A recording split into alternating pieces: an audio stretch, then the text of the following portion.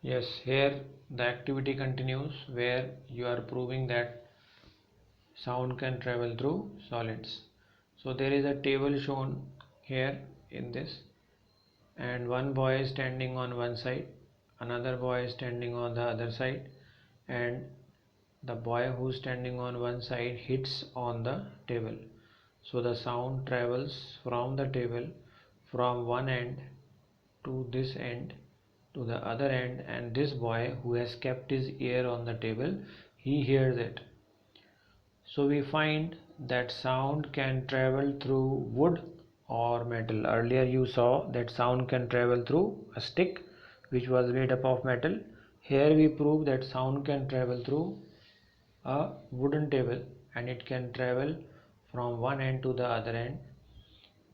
So this is an activity to show that sound can travel through solid. Another interesting activity maybe you all must have done, making a toy telephone.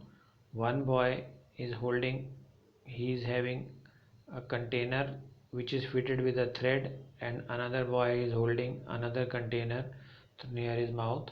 It is a simple cup, paper cups which are having, you make hole and put threads through it and connect the two with a thread. When one person speaks, the sound travels from one end and goes to the other end, and the other boy is able to hear the sound.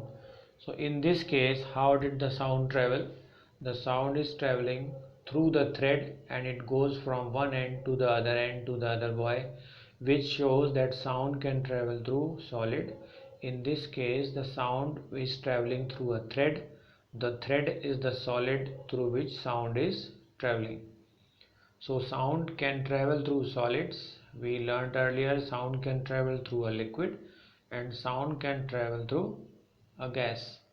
In this case, in this activity, the sound is traveling through a thread.